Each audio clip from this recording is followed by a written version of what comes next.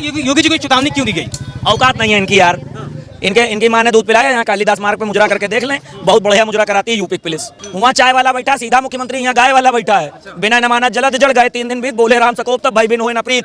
सीधी सी बात है, भगवान राम के वंशज बैठे 2 मिनट के अंदर भाई 2 मिनट के अंदर मई जून में शिमला बनेगी। उत्तर प्रदेश की पुलिस मुजरा बहुत बढ़िया कराती है। यहाँ गलती से कालीदास मार्ग पर देखो कि नहीं जाएंगे, यहाँ डंडा बड़ा मजबूत रहता है, वो बढ़िया तेल पानी पिला के खड़ा करते हैं। गलती से भी अगर सोच लिया कि हम यूपी तक मुड़ कर आएंगे प्रदर्शन करेंगे, तो यहाँ की जो यूपी की पुलिस है ये डंडे में तेल लगा के बैठी हुई है। योगी जी को सचेत हो जाना चाहिए, आएंगे इससे बड़ा आंदोलन करेंगे। पेपर लीक हुआ। अरे वो शुक्र मनाए कि दिल्ली में बाबा ने बैठे थे, वरना जो 18-20 दिन आंदोलन चला है वो भी ना चला होता। ये आप समझ लो, राहुल गांधी आए उठे थे प्रदर्शन सपोर्ट में, लेकिन हवा में कैच हो गए थे। पूरे महीना आजादी मांगी ना, आरएसएस से आजादी, ब्राह्मणवाद मुर्दाबाद, आखिर में ब्राह्मण बैठा दिया गया, क्योंकि उत्तर प्रदेश में बगैर ब्राह्मण के शिक्षा नहीं चल सकती। गुरुकुल वाला देश है। पंजाब में पता है क्या हो रहा है? बच्चों पे बूढ़ों पे लाठियां चल रही हैं। वहाँ भी मामला पेपर लीक का ही है। क्या वहाँ का कानून अलग है और दिल्ली कानून अलग है क्या? अब इसको मुड़ना चाहिए पंजाब की तरफ, ये नहीं मुड़ेगी। इनसे वहाँ के पत्रकार पूछ रहे हैं कि भाई आपने यहाँ इस्तीफा ले लिया, पंजाब में चल के इस्तीफा लो, कर्नाटक में चल के इस्तीफा लो, तो वो बयानबाजी नहीं कर रहा है, क्योंकि पता है कि अपने बाप के विरोध जाने का मतलब है कि घर से बेघर हो जाना। नमस्कार, मैं सौरभ और आप देख रहे हैं न्यूज़ आर। इस वक्त मैं मौजूद हूँ राजधानी लखनऊ में।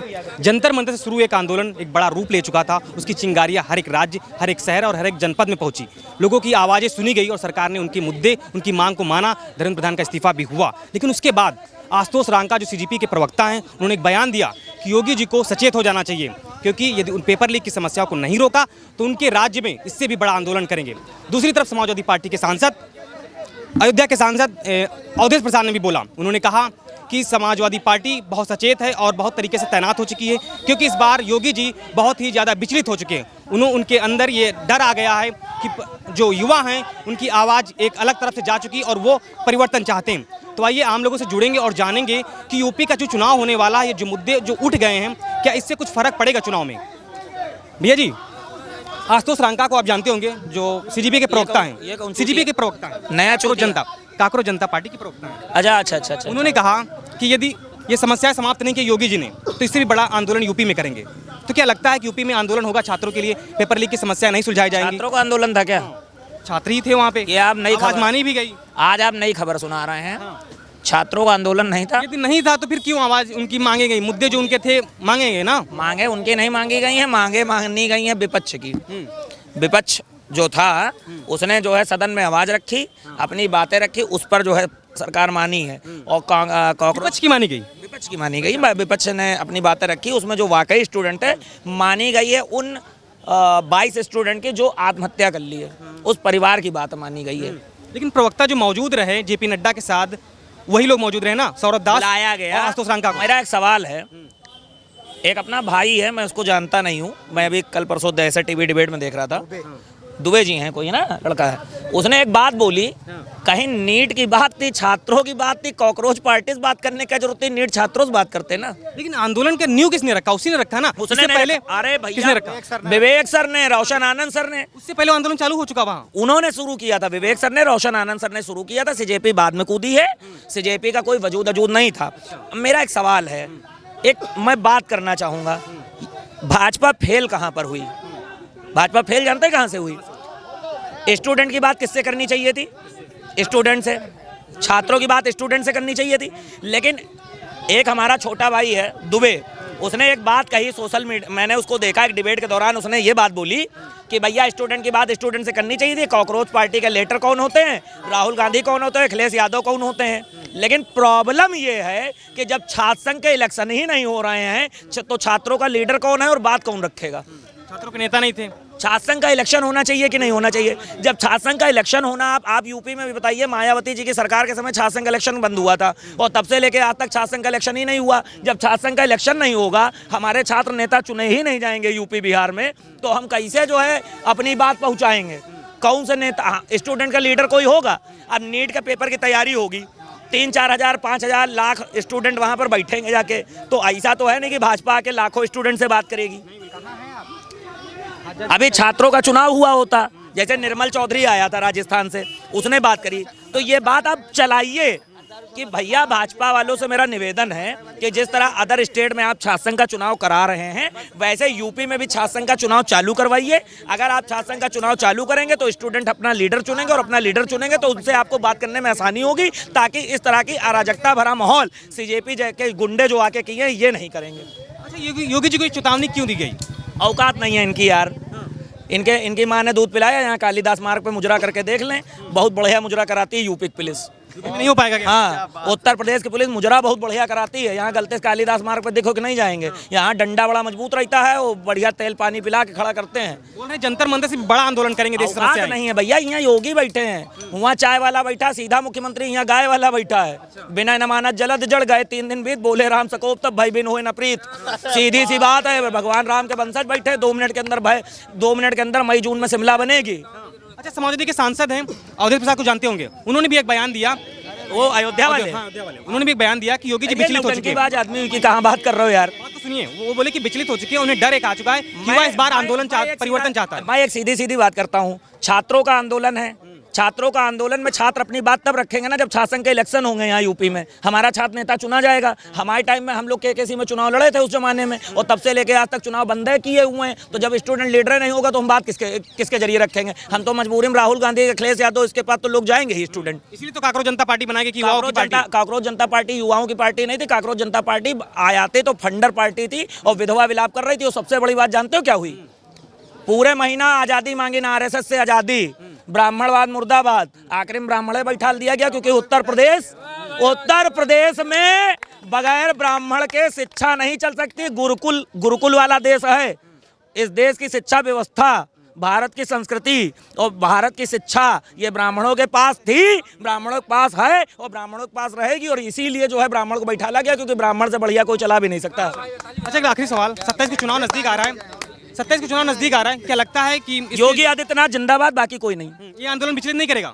कौन कह रहा विचलित करेगा? सांसद ने बोल दिया है। कौन सांसद बोल दिया? वही अवधेश प्रसाद। गए गुजरे लोगों की बात कर रहे हो यार तुम, और क्या? वो देखो ऐसे रोने लगते हैं, उनकी बात कर रहे हो। चलिए और लोगों से जानते हैं। भैया जी, ये अयोध्या के सांसद ने बोला है कि ये जो परिवर्तन हुआ और ये जो आंदोलन कराए गए, इससे युवा विचलित हो चुका है और इस बार चुनाव में माहौल अलग होगा और परिवर्तन होगा सत्ता में। देखो, कुछ नहीं होगा। ये लोग देश विरोधी ये लोग बैठे थे जंतर मंतर पर, ठीक है। और ये लोग सोच रहे थे कि हम इस जंतर मंतर जो चल रहा था इसे 2027 को हमको दिखाएंगे। इनको ये देखिए, पहले हुआ तो केजरीवाल पैदा हुए, उसके पहले हुए तो एक नेता और पैदा हुए। होता तो इस पर दीप के सोचे थे कि हम भी ये जंतर मंतर बैठेंगे और 27 में हम भी कहीं किसी से टिकट लेके और चुनाव लड़ेंगे। लेकिन भारतीय जनता पार्टी ने क्या किया? कुछ किया ही नहीं है। वो उनकी सोच से पहले सब कुछ कर दिया ख़त्म। देखो, एक प्रधान जी ने इस्तीफा दिया और प्रहलाद जी सौदा में आ गए। प्रहलाद जी हमारा पहले काफ़ी बड़े वो हैं, उनसे ताकतवर कोई है नहीं।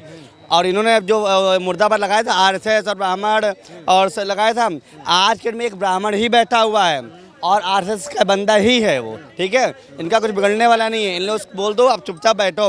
और गलती से भी अगर सोच लिया कि हम यूपी की तरफ मुड़ कर आएंगे और प्रदर्शन करेंगे, तो यहाँ के जो यूपी की पुलिस है ये डंडे में तेल लगा के बैठी हुई है। प्रवक्ता ने बोल दिया कि योगी जी को सचेत हो जाना चाहिए, आएंगे इससे बड़ा आंदोलन करेंगे। तो पेपर लीक हुआ। अरे वो शुक्र मनाया कि दिल्ली में बाबा ने बैठे थे, वरना जो 18-20 दिन आंदोलन चला है वो भी ना चला होता। ये आप समझ लो। राहुल गांधी आए जो थे धरने प्रदर्शन सपोर्ट में, लेकिन हवा में कैच हो गए थे, ठीक है। तो यूपी तो देख भी मत लेना है, यूपी में बाबा बैठे हुए हैं। हाँ, यूपी बॉर्डर। और सुनिए, अभी सब छोड़िए, एक तो इस्तीफा दिया, दूसरे जी ने एक्सेप्ट कर लिया है, आगे बढ़ गई है। अब पंजाब की तरफ आप लोग अपना चैनल मोड़िए। पंजाब में पता है क्या हो रहा है? बच्चों पे, बूढ़ों पे लाठियाँ चल रही हैं। वहाँ भी मामला पेपर लीक का ही है। क्या वहाँ का कानून अलग है और दिल्ली कानून अलग है क्या? क्यों? अभी केजरीवाल जी ने एक बयान दिया था कि अगर यही चीज़ हम, हाँ उन्होंने भी किया था, है तो उन्हीं की पार्टी ना, उन्होंने बयान दिया अगर यही चीज़ अगर मेरे यहाँ अगर कोई किया होता तो हम इस्तीफे की मांग करते और हम हटाते। अब उनकी आंखें क्यों फटी जा रही हैं भाई? अब उनको नहीं दिख रहा है? कर्नाटक में आपने देखा, वहाँ भी पेपर लीक हुआ है। अब हम तो कह रहे सीपीजी ये जो भी था कांग्रेस जनता पार्टी थी, अब इसको मुड़ना चाहिए पंजाब की तरफ, ये नहीं मुड़ेगी। इनसे वहाँ के पत्रकार पूछ रहे हैं कि भाई आपने यहाँ इस्तीफा ले लिया, पंजाब में चल के इस्तीफा लो, कर्नाटक में चल के इस्तीफा लो।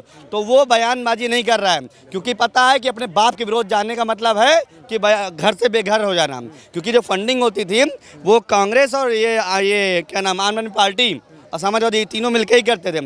इन तीनों को देखिए, एक छात्रों का आंदोलन था, हम लोग भी सपोर्ट किए कि भाई गलत है, मतलब गलत है, लेकिन ये आंदोलन कब पॉलिटिक्स में ऑटोमेटिक बदल गया, ये कुछ क्लियर नहीं हुआ, किसी प्रकार से नहीं हुआ है। तो अब ये लोग सोच रहे हैं कि एक बार अगर सरकार मान गई है तुम दोबारा करेंगे तो कुछ नहीं होने वाला है। और ये सुन लो, इस्तीफा तो दिला दिए हो, लेकिन जो तोड़ फोड़ किए हो सरकारी ये जो सामानों का जो तोड़ फोड़ किए हो, इसका हिसाब होगा। पुलिस पता है, आधार कार्ड बना था, इन को पता नहीं है, बेवकूफ़ों को, जो आधार कार्ड बना था ना उसका बहुत बड़ा महत्व है। उसमें आंखें रेटिना स्कैन हो चुकी हैं और फेस ढूंढ के घर से बुला कर पकड़ा जा रहा है, और अच्छे से कुटाई होगी और जुर्माना अलग से होगा। अच्छा, 27 के चुनाव वाला बात को सुनिए। एक आंदोलन छात्र का हुआ और दूसरा आंदोलन आपने देखा वहाँ पर बीच चंदा चोरी का भी हुआ, दो आंदोलन बड़े निकले। तो 27 के चुनाव में यूपी में कुछ फर्क नहीं पड़ेगा कैसे? क्यों पड़ेगा भाई? दिल्ली में जो हुआ सबको दिख गया, देशद्रोही वो नारे लगने लगे थे। भारतीय जनता पार्टी ने क्या किया, उसको समाप्त करने के लिए, उनको आश्वासन देने के लिए उन्होंने उनकी एक छोटी सी शर्त मान ली। अब अयोध्या की बात कर रहे हैं, तो अयोध्या में अब कहाँ से क्या सब कुछ क्लियर तो हो गया है। अखिलेश भैया के चेले थे। कौन? अरे आप ले भूल गए आप, क्या नाम था उनका? तिन्नू यादव। चले थे उनके? बिल्कुल चेले थे। जैसे अखिलेश भैया का नाम उछलना शुरू हुआ, ये सोशल मीडिया को शांत हो गई। तो अखिलेश को उठा लेना चाहिए था ना सरकार को, सरकार को उठा ले जाती हो। क्यों उठा ले जाएगी भाई, क्यों उठा ले जाएगी? अब वहाँ पर टिन्नू जो थे, टिन्नू की वाइफ को अखिलेश भैया ने बोला था कि हम आपको 27 में सांसद का टिकट देंगे। इसी बेस पर वो एक ड्राइवर था, सोचिए एक ड्राइवर था, 8 साल 10 साल से बंदा। ड्राइवर तो चंपत राय का था भैया, चंपत राय का था, उसका भी था, ठीक है। क्या हुआ? चलिए भैया जी से थोड़ा बात करते हैं।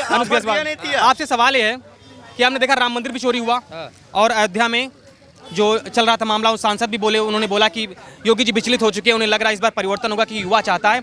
जनजी वर्ड आ गया कि युवा इस बार अलग माहौल बना रहा है, परिवर्तन सत्ता में होगा तभी हमारी मांगे सुनी जाएंगी। तो क्या लगता है यूपी में कुछ परिवर्तन होगा?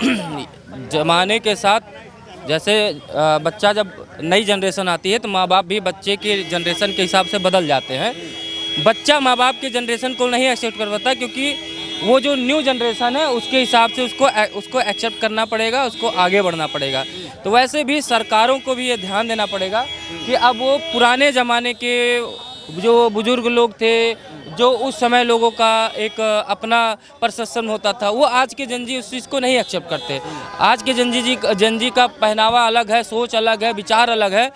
तो वो सभी पार्टियों को, चाहे वो बीजेपी हो, चाहे वो सपा हो, चाहे वो बसपा हो, कांग्रेस हो, आज के ज़माने के यूथ के हिसाब से अपनी पार्टी की नीतियों को बनाना पड़ेगा, तभी वो सत्ता में वापसी कर पाएंगे।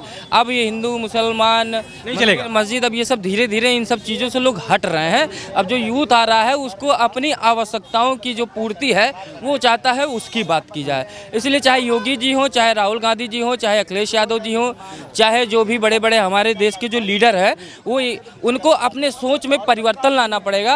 अब वो पुरानी चाल ढाल, जाति विजाति, ये सब चीज़ें छोड़कर आज के युवाओं की जो ज़रूरतें हैं, आज का युवा चाहता है कि हमको अच्छा एजुकेशन मिले, आज का युवा चाहता है कि हमें अच्छी नौकरी मिले, आज का युवा चाहता है कि मैं पढ़ लिख कर अच्छी जगह सेटल हूँ। तो सरकारों को इस पर ध्यान देना पड़ेगा, ना कि ये कि अब इसको जो है अनपढ़ बना के रैलियों में घुमाएं, 200 दिहाड़ी में घुमाएं। तो आजकल की जो सरकारें हैं, और हम आजकल के यूथ को भी कहना चाहते हैं कि जनरेशन चेंज होने का मतलब ये नहीं होता है कि आप वर्गल हो जाओ।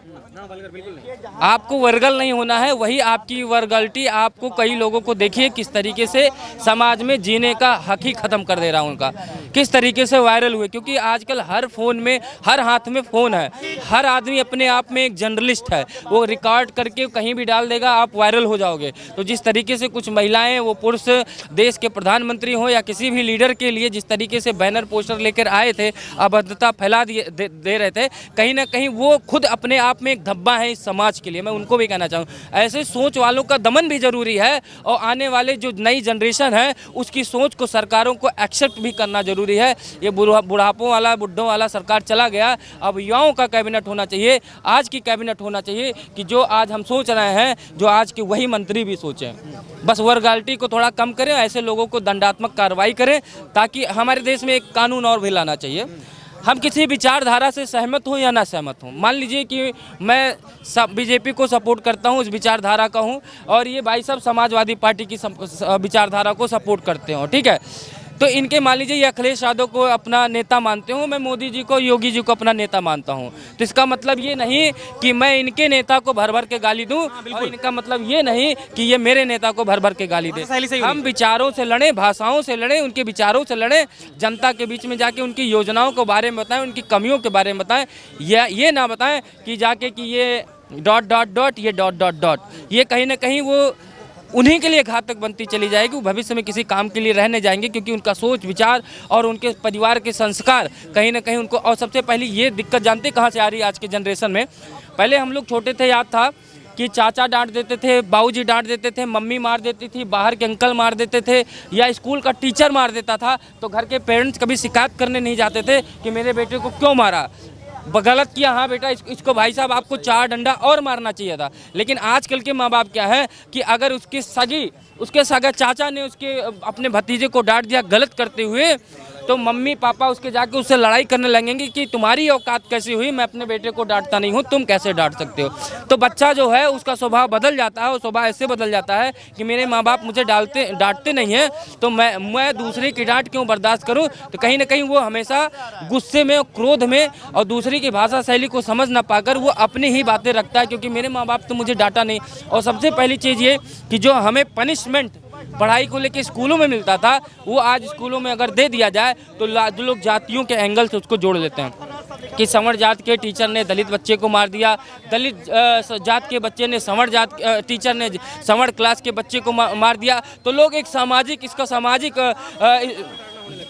द्वंद्व शुरू कर देते हैं। तो कहीं ना कहीं इस पे भी कंट्रोल करना चाहिए। सरकार को एक ऐसी पॉलिसी लानी चाहिए कि कहीं ना कहीं इन सब चीज़ों से लोग हटें। वैसे जातिवाद और धर्म ये सब कभी खत्म नहीं हुआ, लेकिन इसको कंट्रोल जरूर किया जा सकता है आज की जनजी को सुधार के। अच्छा, एक सवाल और है। सीजेपी के प्रवक्ता आशुतोष रांका ने बोला कि यदि पेपर लीक की समस्याएं योगी जी समाप्त नहीं करते तो इससे बड़ा आंदोलन हम करेंगे यूपी में।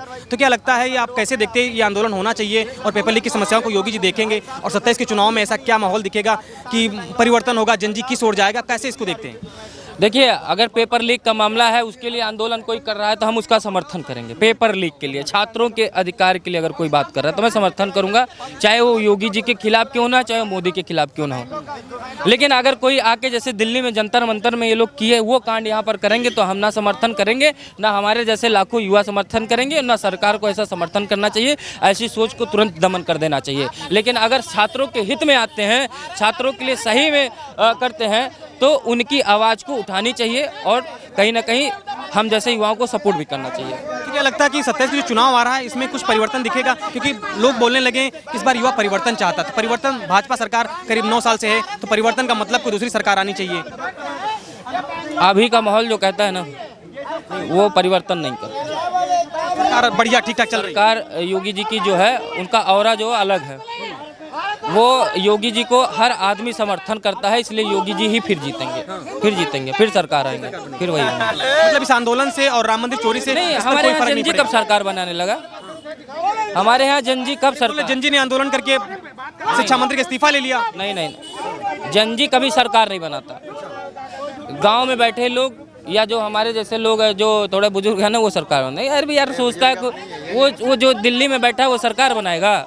मेकअप पोतने वाले सरकार बनाएंगे?